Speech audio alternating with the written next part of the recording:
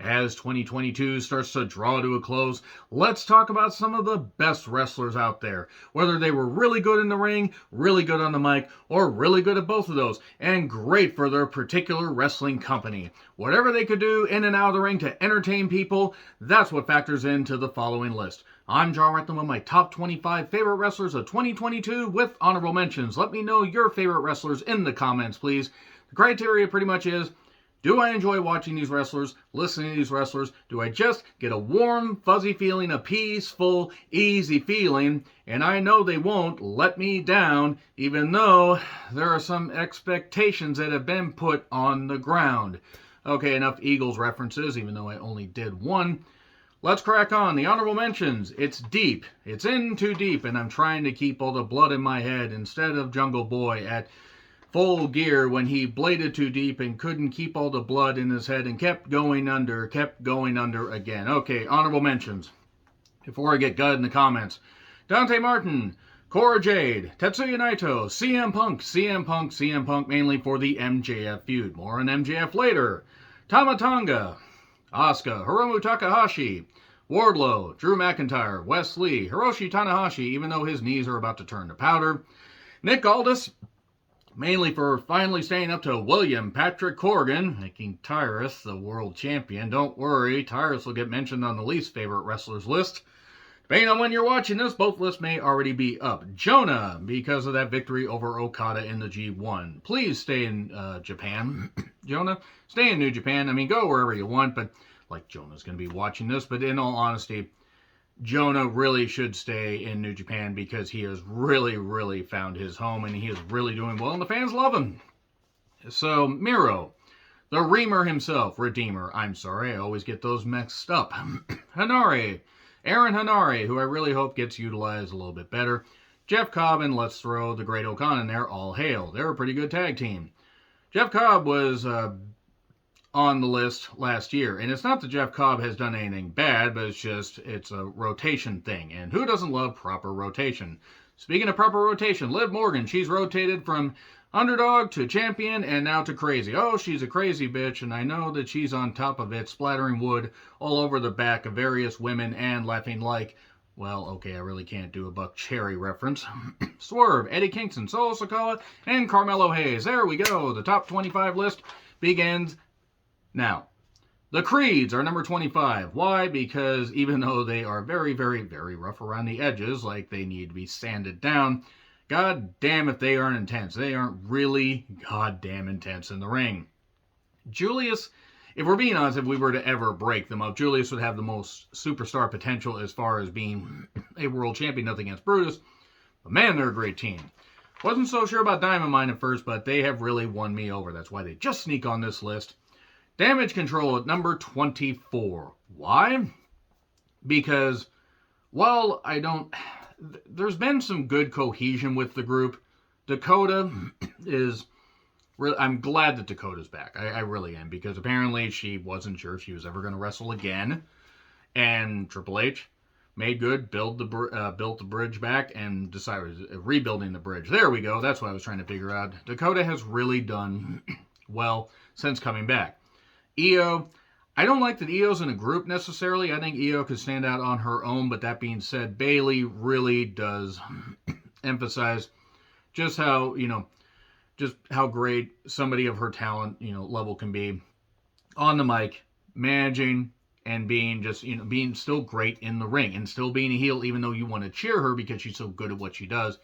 They're a good trio. They're not the best trio as far as, any women in wrestling or any males in wrestling. That comes up a little bit later, but Damage Control has done some good stuff, even though they have taken some losses, and you're starting to wonder if maybe, there's a few issues here with Triple H's booking. Damage Control has really meant a whole lot. So that's why they're on here at number 24. No disrespect to any of the talents, but there are others I feel are better. Like number 23,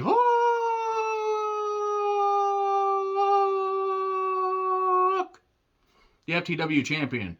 The FTW championship. The title really doesn't mean anything, but Hook means a whole lot to the AEW audience. And the reason he's on here is because every time he's out there, he takes it seriously. Sure, he needs to face suitable competition at some point, even though some of the talents he's faced are quite good. Ari Daivari, I felt they could have gotten a little bit more out of that match if they built it up a little bit better. And taking on others, Lee Moriarty. There's some good talents he's facing, but we got to get him some reasonable competition at some point, even though we don't get to see him as often as maybe we should. I personally think, FTW champion or not, you should be putting Hook on TV, whether it's Rampage, whether it's, Dynamite. Even if you're putting him on Dark Elevation, I mean, the problem is they have so many talents. God, they have over 200 people signed or close to it. Some people will get lost in the shuffle, but Hook has done some really, really good stuff. And he's just got that game face. He knows that he's doing well, that the fans love him, and hope to see bigger things from him in the future, not just 2023, but beyond. Speaking of seeing bigger things in the future, Nick Wayne. Nick fucking Wayne. Nick fucking Wayne. Nick fucking Wayne. Nick fucking Wayne. Okay. I first saw Nick Wayne at an indie show about 4 years ago. And I found out how old he was. I mean, I think he's just about to turn 18, if he hasn't already. I don't have his birth certificate, and I don't pay that much attention to it, but I know that he was 13, 14 when I saw him, and I'm thinking, and Buddy Wayne, not Buddy Wayne from Memphis, not that one.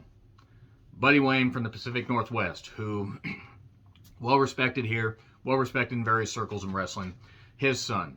And Nick Wayne is incredible. Incredible to watch. Can sell good, is really, really the only thing that will stop Nick Wayne from being an absolute superstar in whatever company he signs with. Whether he continues to work the indies for a while, I know he has a standing offer from AEW. He's got to graduate high school first. That happened at a Defy show. Saw a clip of it, was not able to be there, but Darby Allin offered him a contract, another Seattle guy. Said, hey, when you get a chance, when you graduate high school, you have this offer. Nick Wayne will do well in AEW. He will do well. He would do well in whatever company he decides to be in. The only things really that could stop him are possible injuries, which, bumps and bruises happen on the road, and thankfully he has been very, very good. Knock on wood, even though I don't have any wood. Ow, that was my ankle. My ankle isn't made of wood, nevertheless. He doesn't have any bad habits. He's a very good kid, very well spoken. I've talked to him multiple times at shows. This may be... Don't call me biased, because if you met Nick Wayne, you would instantly think, this kid's great. And yeah, he's still a kid, but he's so goddamn good. He's so fucking good. Worked all over the country and has done some great goddamn shit. He got to team up with Ultimo Dragon recently on a Defy Wrestling show. That right there, getting the team onto his idols. Got to talk to him about it briefly. Nick fucking Wayne is tremendous, and I can't wait to see what the future holds for him. So, he's number 22 and he'll probably rise up on this list in the coming years. But just seeing brief stuff on the indies and just everything, and seeing how hard he works, the sky, the stars, the moon, everything is so goddamn bright for this young lad who is still just, the fact that he's just a few years into his career and he's this good, he's going to be great. Number 21, speaking of great, Shingo Takagi. Okay, the KOPW championship thing has been a little bit weird. His feud with ELP has certainly been interesting. The whole Who's Your Daddy stipulation was a little bit odd. More on ELP in a little bit. Maybe, possibly, you're not sure. Shingo has been great since arriving in New Japan. I did get to see, somebody sent me matches of his stuff in Dragon Gate and everything, and seeing what he did for a number of years. You can see that Shingo is a well-traveled veteran. Does great in New Japan, part of LIJ, great stuff. Can't argue with the success, the hard-hitting nature of Shingo Takagi. Number 20, Jon Moxley, who is no longer the AEW World Heavyweight Champion because he lost to MJF at Full Gear. And now he gets to take a vacation, hopefully. Maybe he can, unwind and everything, and we can see what happens there. Because I don't think that Jon Moxley needs to be back until he takes an extended vacation, because him and Renee apparently were playing Take One, and the whole thing was CM Punk, and the media scrum and all that. That happened. So he was called back. But Jon Moxley, look, I'm not a fan of him doing the breaking the bones, drinking the blood, doing all that stuff and everything. But when he's measured on promos and does some stuff, like he did one where he was looking right at the camera, doing some good promos. And his work when he actually doesn't want to just go around, throw furniture around and everything, he actually can work. And he's been a bright spot for AEW television. I haven't loved every single thing he's done.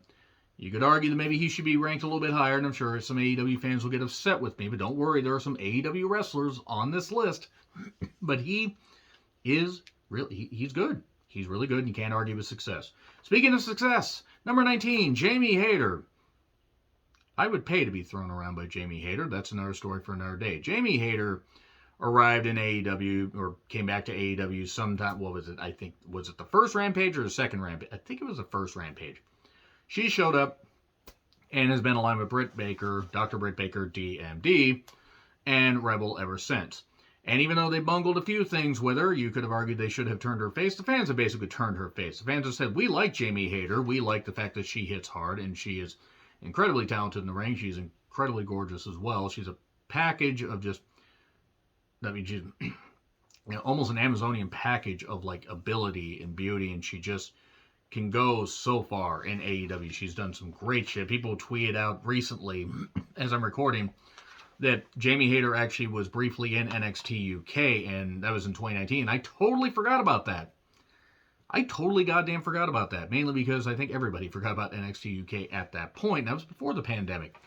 Jamie Hayter, though, hardworking, hits like a goddamn ton of bricks.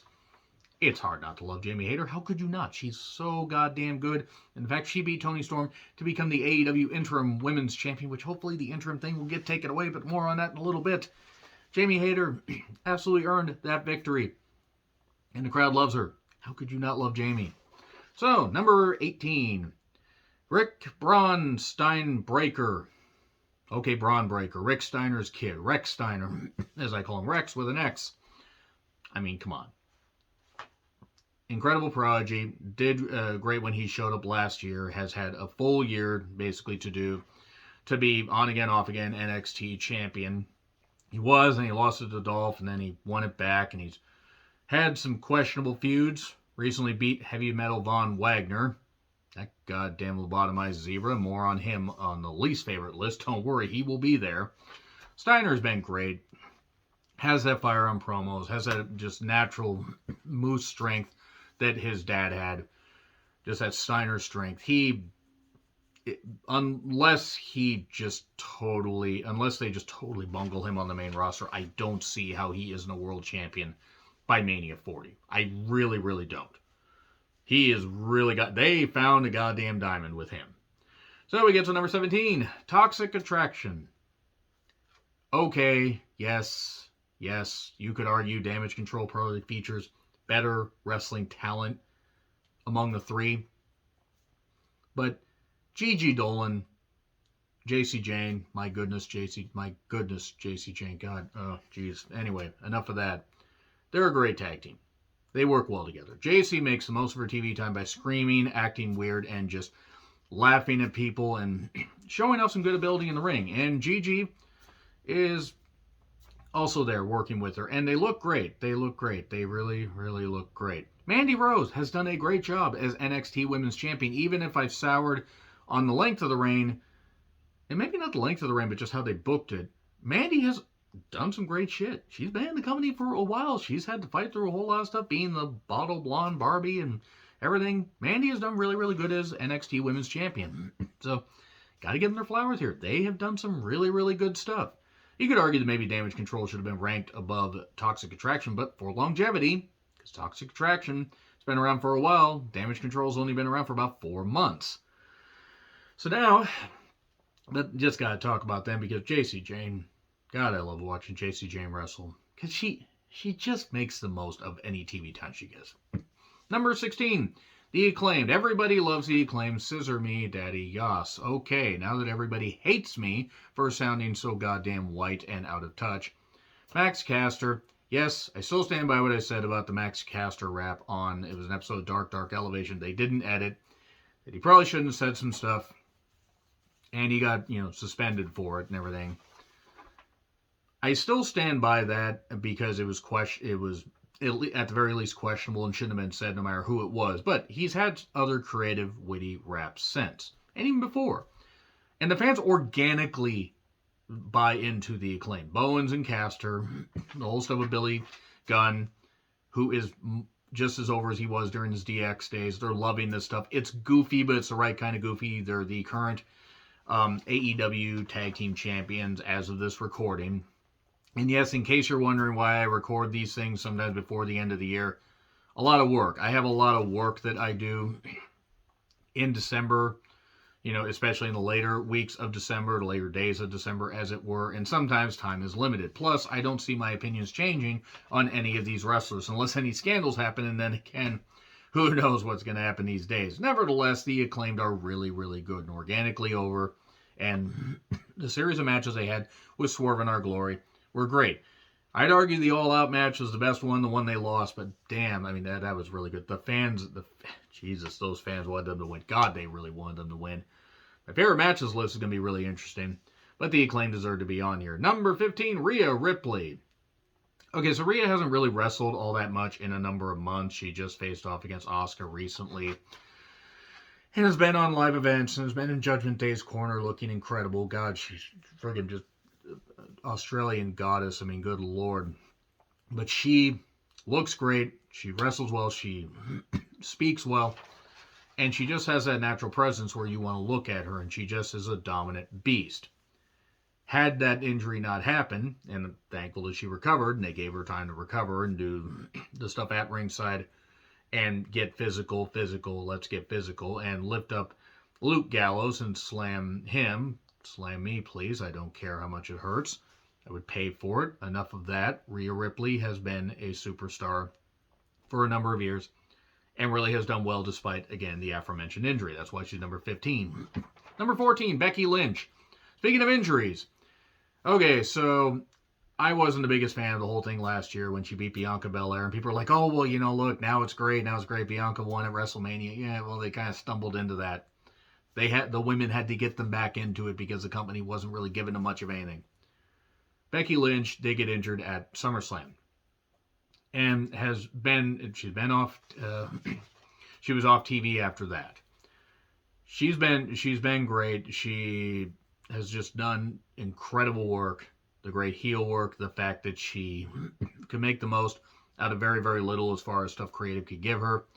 She has done great shit and can make, chicken salad out of chicken shit in all honesty, and has just been tremendous. Okay, maybe if the injury hadn't happened, she might have been ranked a little bit higher. And maybe it's just because of a body of work as to why others are ranked above her. But I personally enjoyed most of what Becky Lynch has done, and it's hard not to enjoy her on the mic. She's incredible. That's why she's here. And then we get to number 13. This is going to surprise everybody. El Phantasmo. If you had told me that El Phantasmo would be on my favorite wrestlers list of 2022, I would have laughed in your goddamn face and said, haha, no way. Because I'm not a fan of Bullet Club at all. Too sweet. None of that. Don't really care for it. And El Phantasmo's antics at times have been a little bit much. But he's also really good in the ring, and I got to see him on the New Japan Strong tapings. And I believe he wrestled the former Aiden English Matt Reinhold, or however the hell you say it, Reinhold Cowboy. El Phantasmo is absolutely, he's great. He's been great to watch when he cuts down on the antics, even though they can be funny, and he just straight up wrestles. This guy can really fucking go, and I've enjoyed a lot of his matches. I'll have a few likely on my favorite matches of the year list. He has been really, really, really good, and you can't argue with that. I mean, I could, but if I could turn around on somebody like El Phantasmo, who knows what the future holds. Maybe I'll end up cheering the Elite. Haha, no. No, I won't. El Phantasmo, though, I wouldn't mind seeing him on AEW television for a shot or two, but he's been killing it in New Japan. So there you go. Number 12, Bryan Danielson. What can you say about Bryan Danielson as hasn't already been said? I mean, you can come up with other words. Maybe I could be like, Scott Steiner and invent other words, like he invented Steiner math. The best math, that is. But Bryan Danielson started off this year as the hottest heel they had, and then they did the Blackpool Combat Club. He's been doing the other stuff with the never-ending feud with the Jericho Appreciation Society, the JAS, as it were. Bryan Danielson has always made the most out of anything that he's been involved in.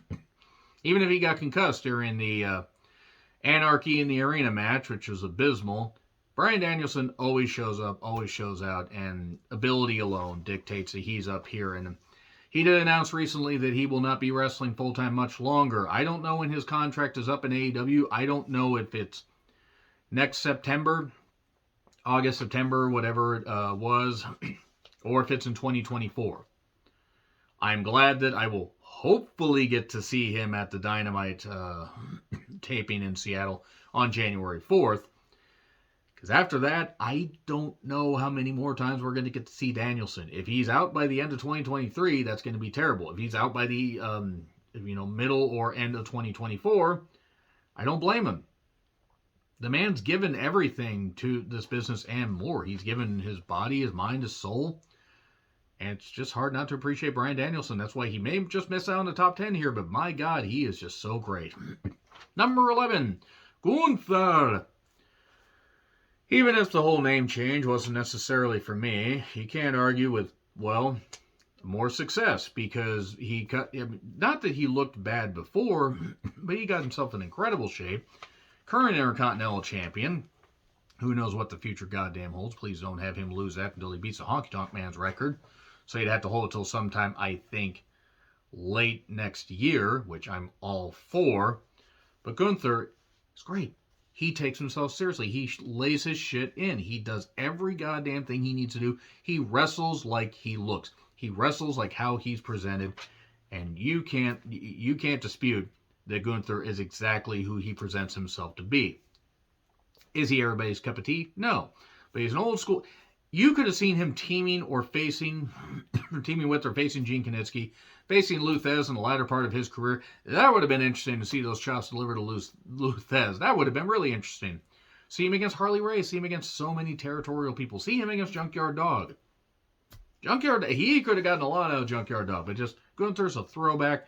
But he's so good. He's so good, and that's why he's here. So, number 10, El Desperado. God, you want to talk about career years. You want to talk about career trajectory. He has just continued to rise up in the last number of years. Teaming with Kanemaru, I mean, it kind of got a little bit stale, but Elfan, too many things. ELD and ELP. Desperado, Despy as it were, for short.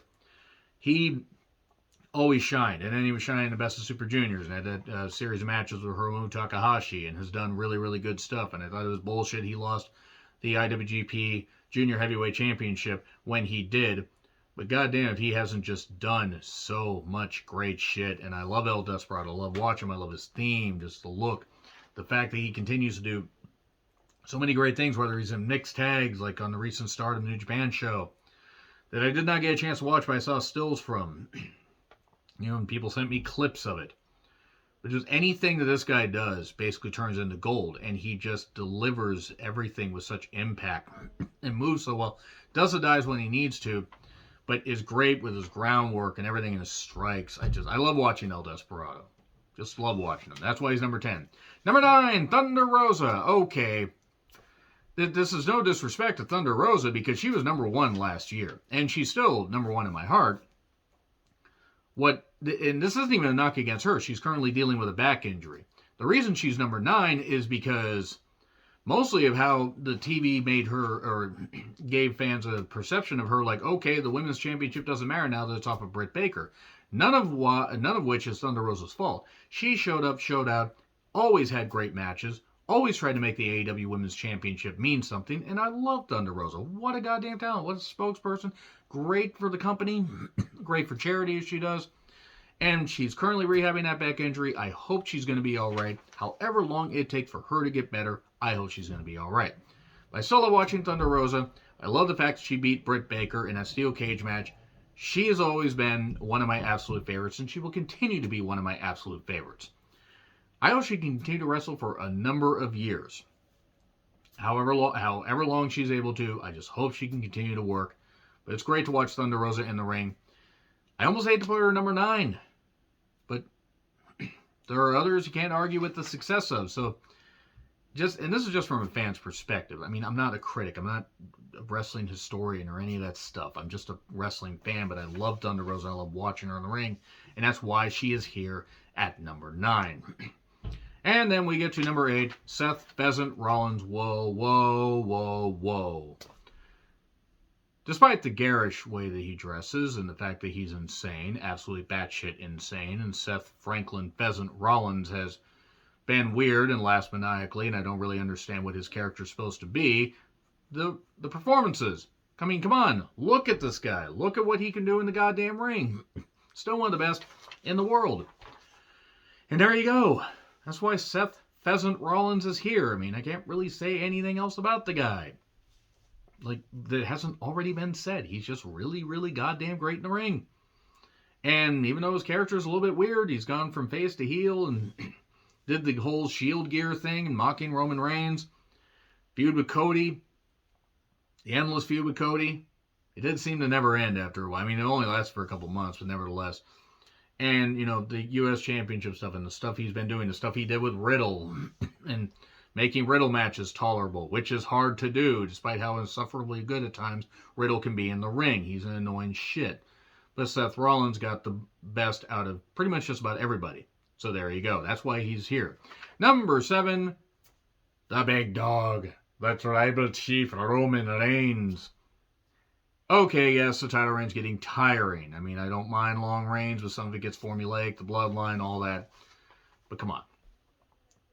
Again, can't argue with success. Roman Reigns, one of the best, presented well, doesn't have to wrestle often. When he does, it means something. I do think they need to split up the titles at some point, but that's not his fault. He is the guy in WWE.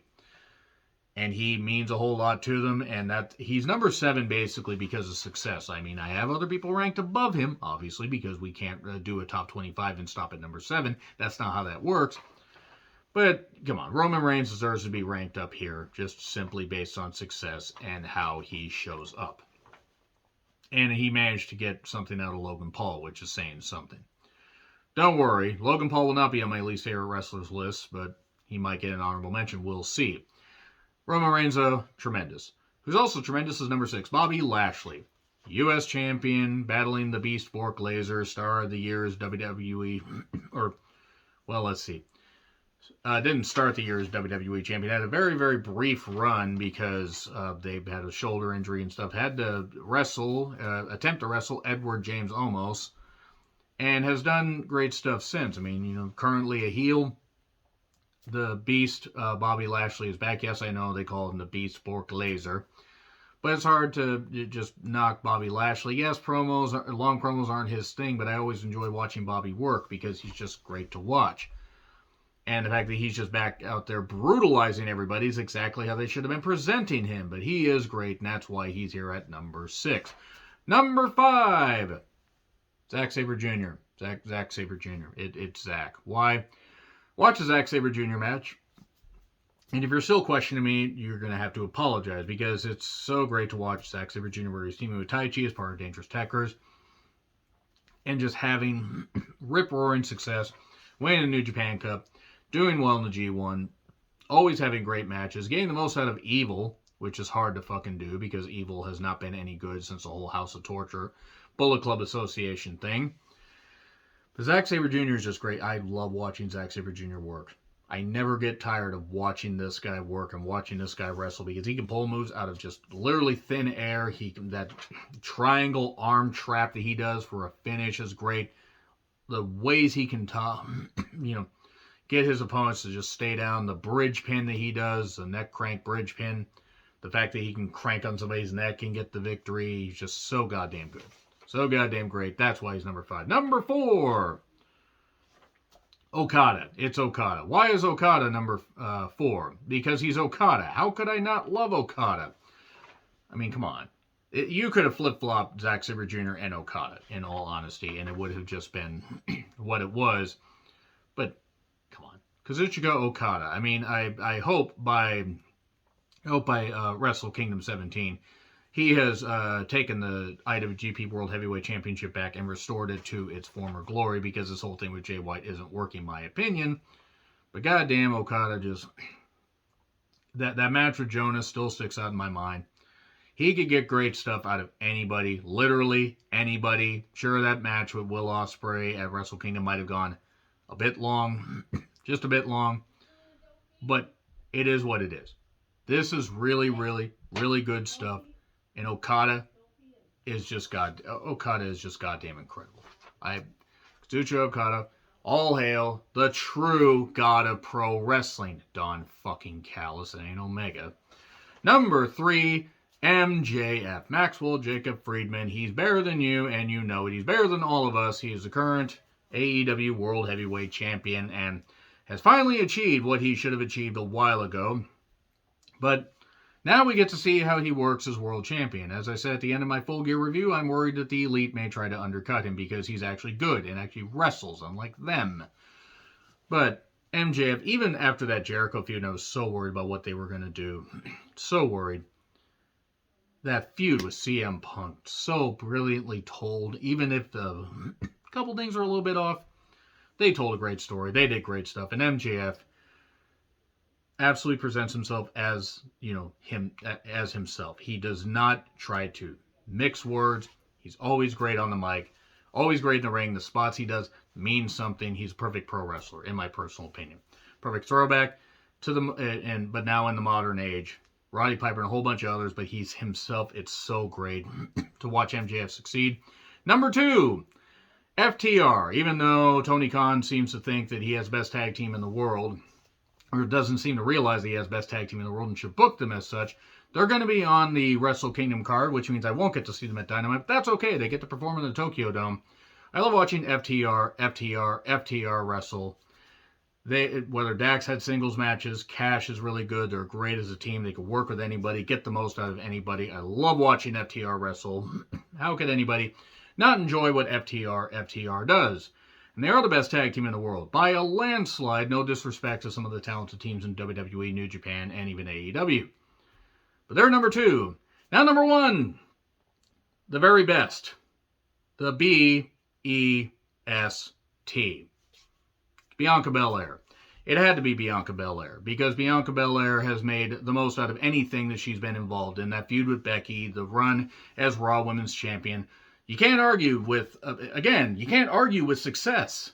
Bianca Belair is incredible to watch in the ring. She's a superior athlete.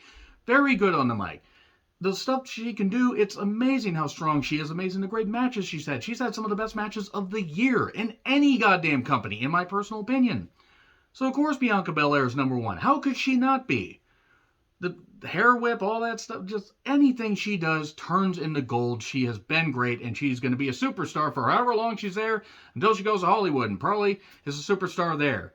That's my favorites list, though. Let me know your thoughts in the comments. Like, share, subscribe, Twitter handle in the description. I'm John Ritlin. I'll see you soon.